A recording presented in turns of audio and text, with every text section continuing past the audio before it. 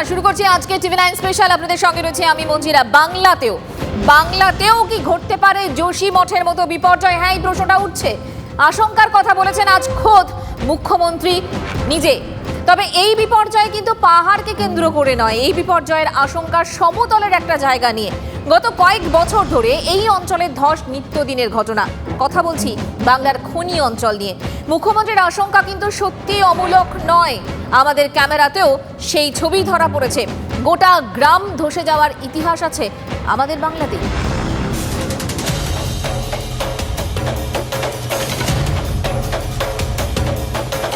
উত্তরাখণ্ডের যোশীমঠ, বাড়িতে ফাটল, জনতার মুখে আতঙ্ক, সব মিলিয়ে ত্রাহি ত্রাহি রব।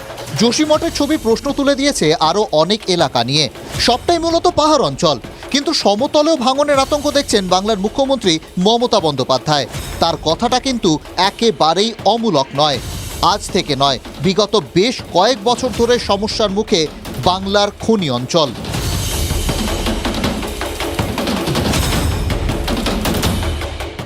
Same situation is going on in Raniganj also, I am telling you. We are fighting with the central government. आज 10 साल से हम लोग फाइट कर रहे हैं। जो रुपया उसको देने का बात था, कोल इंडिया का वो जो बे होता है ना, जस्ट लाइक अर्थक्वेक, धौस बोलता है जो बंगाल में लैंडस्लाइड हो जाता है, उसमें 20,000 लोग एक साथ में मर जाएगा अगर उसको घर हम नहीं कर देंगे। कोल इंडिया का वही रानीगंज में same problem will be there, 30,000 people will be affected. Joshimart also, I think the people are not responsible. It is the duty of the government to take care of the people if there is any disaster.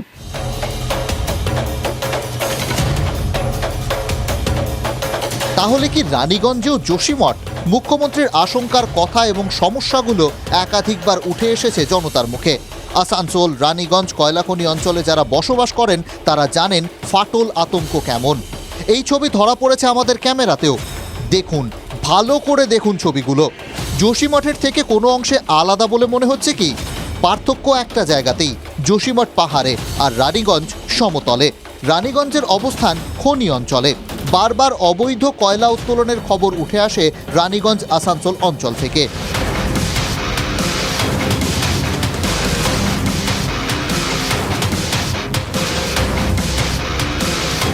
ক্যামেরায় ধরা পড়ে ভাঙা দেওয়াল, ঘর বাড়ির ছবি। হতাশা, আশঙ্কা নিয়ে বছরের পর বছর ধরে এই অংশেই বাস করতে হচ্ছে বাংলার খনি অঞ্চলের মানুষকে। গ্রামে গ্রামে ছড়িয়ে ছিটিয়ে আছে ধ্বংসের ছবি। এখনও তাড়া করে 2011 সালে গোটা গ্রাম মাটিতে বসে যাওয়ার স্মৃতি। একটি গ্রাম সম্পূর্ণভাবে মাটির নিচে সিঁধিয়ে গেছিল ধসের কারণে। বাড়ি হারিয়েছেন, এখন অন্য কোথাও আশ্রয় নিয়েছেন। পরপর যে বাড়িগুলো রয়েছে সেই বাড়িগুলো দেখলে একটা জিনিস স্পষ্ট, যে 11 বছর আগে 2011 সালের মে মাসের 3 তারিখে যখন গোটা গ্রাম মাটির নিচে ঢুকে গিয়েছিল, কোনো ক্রমে প্রাণ বাঁচিয়েছিলেন 164টি পরিবারের সদস্যরা, 5 জনের মৃত্যু হয়েছিল। তারপর সেই মৃত্যু এবং সেই বিভীষিকা যেন চিহ্ন বহন করে দাঁড়িয়ে রয়েছে।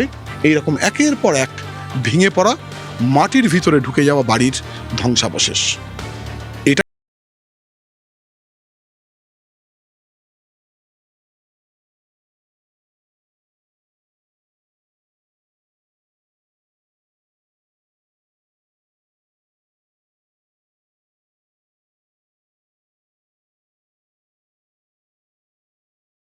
কিন্তু রয়েছে পরপর একেবারে বড় বড় ফাটল, ধসে মাটির ভিতরে ঢুকে যাওয়া তার প্রতিবেশীদের ঘর, তার উঠোনেরও অনেকটা অংশ বসে রয়েছে।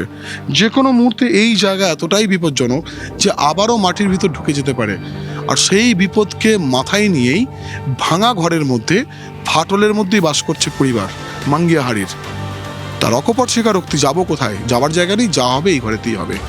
সব মিলিয়ে আমাদের দেশে, আমাদের রাজ্যে এই বিস্তীর্ণ অংশে যেখানে যেখানে কয়লা খনি অঞ্চল রয়েছে, সেখানে যেন সাধারণ মানুষের এমনই একটা বাস্তব চিত্র উঠে আসছে। এবং তারা অকপটে বলছেন, থাকার জায়গা নেই, কাজ নেই, খাবারের সংস্থান নেই। এইভাবেই একেবারে ভাঙা বাড়ি কিংবা হেলে পড়া, ধসে পড়া বাড়ি, সেখানে কোনো ক্রমে মাথা গুঁজে রয়েছেন আর এই রোড বাড়ি কাজ করছেন। সেইভাবেই কিন্তু এই গ্রাম একেবারে সাক্ষ্য বহন করছে ধস কতটা মারাত্মক হতে পারে, কতটা বিভীষিকাময় হতে পারে এবং কতটা বিপজ্জনক হতে পারে, কতটা সামাজিক পরিবর্তন আনতে পারে একের পর এক অঞ্চলের মানুষের মধ্যে।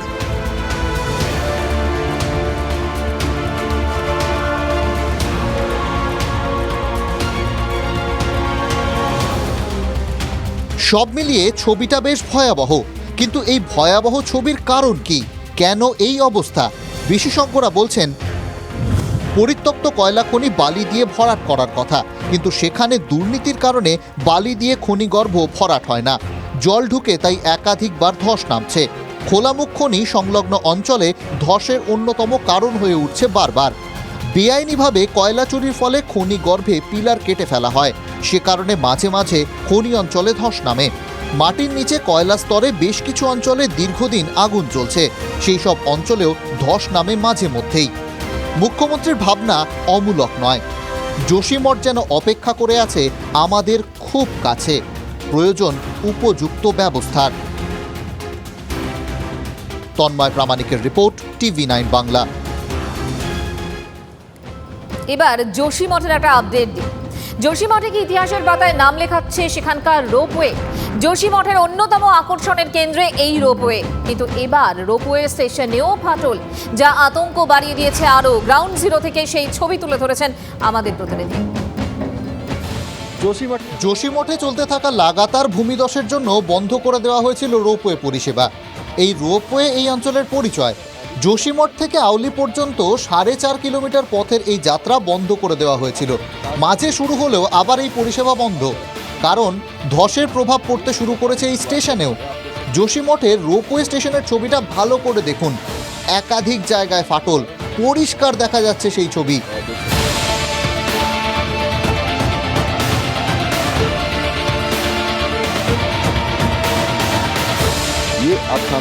এবার স্টেশনের সামনের মাটির অবস্থা দেখুন, সেখানেও ক্রমাগত চওড়া হচ্ছে ফাটল, প্রতিদিন একটু একটু করে বড় হচ্ছে ফাটলের মুখ।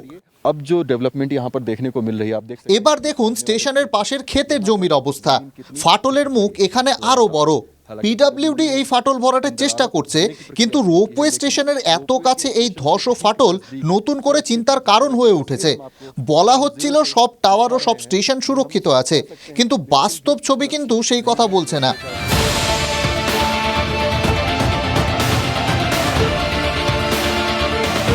की तस्वीर हम आपको গ্রাউন্ড জিরো থেকে যে ছবি আপনাদের দেখাচ্ছি তাতে অবস্থা সত্যি ভালো নয়। 15 দিন থেকে স্টেশন বন্ধ। এখনকার ছবি দেখে তো মনে প্রশ্ন উঠছে, যোশীমঠের রোপওয়ে ইতিহাস হয়ে যাচ্ছে না তো?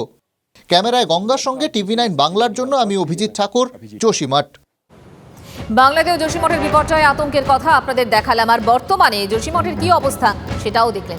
এবার আরও কয়েকটা জায়গা আপনাদের নিয়ে যাব। উত্তরাখণ্ডের বেশ কয়েকটি পরিচিত জায়গা রয়েছে, যে জায়গাগুলোতেও আতঙ্ক দানা বাঁধছে।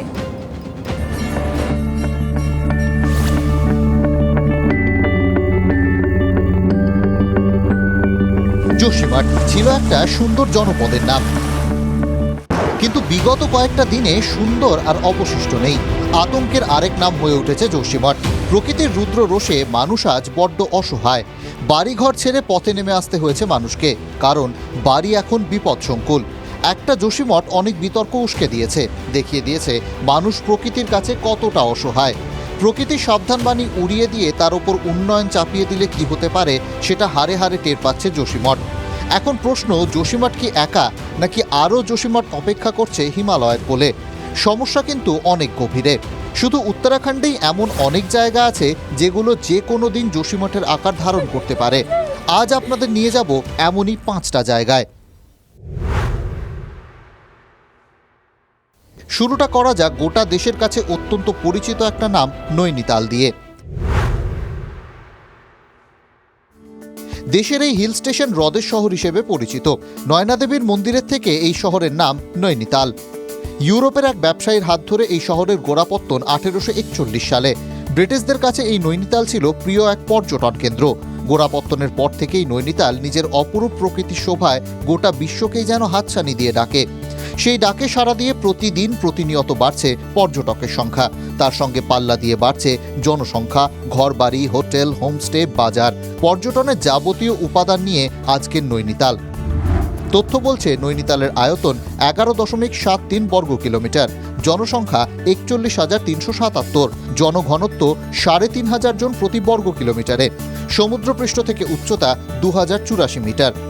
এই শহরটাও আজ বিপদের মুখে দাঁড়িয়ে, কারণ একের পর এক অবৈধ নির্মাণ। নৈনিতাল ও তার আশপাশে 43 কিলোমিটার এলাকা বিপদের মুখে। গবেষণা বলছে নৈনিতালের হনুমান বাটিকা, বালিয়া এবং উপত্যকা এলাকা স্পর্শকাতর। বালিয়ার কাছাকাছি এলাকা 2009 সাল থেকে ধীরে ধীরে বসতে শুরু করেছে। নৈনিতালের অর্ধেক এলাকা ভূমিধসের ওপরেই তৈরি হয়েছে। নতুন নির্মাণ তৈরি হলে ধ্বংস হয়ে যেতে পারে নৈনিতাল।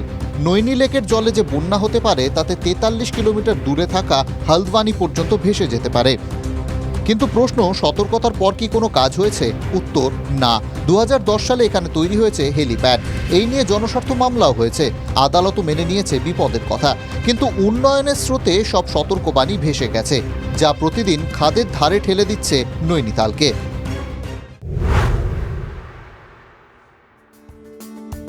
যোশীমঠ থেকে 83 কিলোমিটার দূরে অলকানন্দা ও পিন্ডার নদীর সঙ্গমস্থলে ছোট্ট জনপদ কর্ণপ্রয়াগ।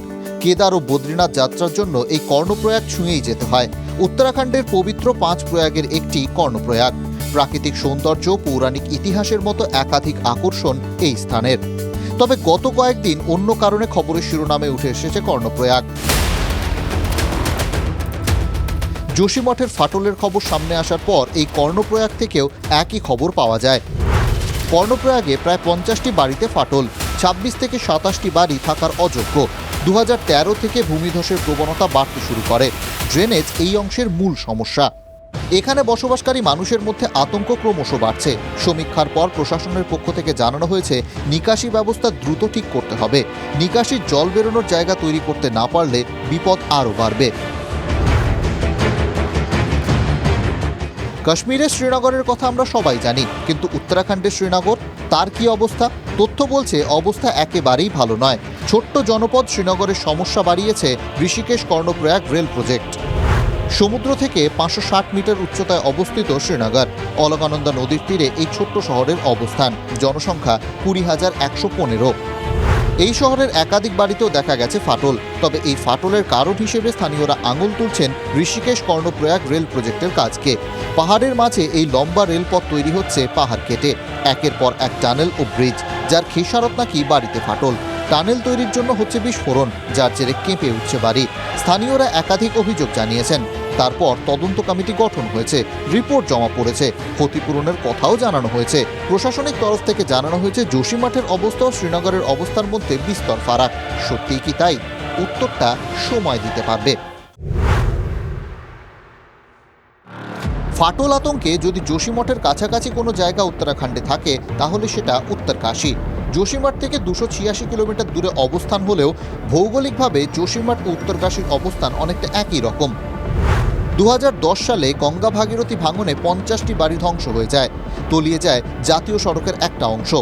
উত্তরকাশীতে 26টি গ্রাম সংবেদনশীল, একাধিকবার ক্ষতিপূরণ ঘোষণা করেছে প্রশাসন।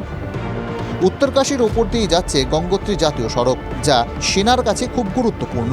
প্রচুর পরিবারকে ঘরছাড়া হতে হয়েছে উত্তরকাশীতে, এখনও ঘরছাড়া হতেও হচ্ছে। তাই যথেষ্ট চাপে আছে উত্তরকাশী প্রশাসন। আতঙ্কে থাকা উত্তরাখণ্ডের আরও একটা জনপদ বাগেশ্বর। যোশীমঠ থেকে 191 কিলোমিটার দূরে অবস্থান। প্রতি বছর এখানে ভূমি ধসে যাচ্ছে, কিন্তু অভিযোগ কোনো ক্ষতিপূরণ আসেনি। এমনিতেই এই অঞ্চল সিসমিক জোন 5-এ আছে। প্রচুর মানুষকে বিপদসংকুল এলাকা থেকে সরিয়ে নিয়ে যাওয়ার কথা বলা হলেও সেই কাজ হয়নি। অনেক কাজ বাকি, অনেক কাজ। শুধু মানুষকে তাদের বাসস্থান থেকে সরিয়ে নিয়ে গেলেই কি সমস্যার সমাধান হবে? সোজা কথায় উত্তরটা না। চাই সঠিক পরিকল্পনা ও তার সঠিক রূপায়ণ। আর প্রকৃতির উপর অত্যাচার বন্ধ না করলে আরও যোশীমঠ অপেক্ষা করে আছে আমাদের জন্য। প্রান্তিক দেবের রিপোর্ট, TV9 বাংলা।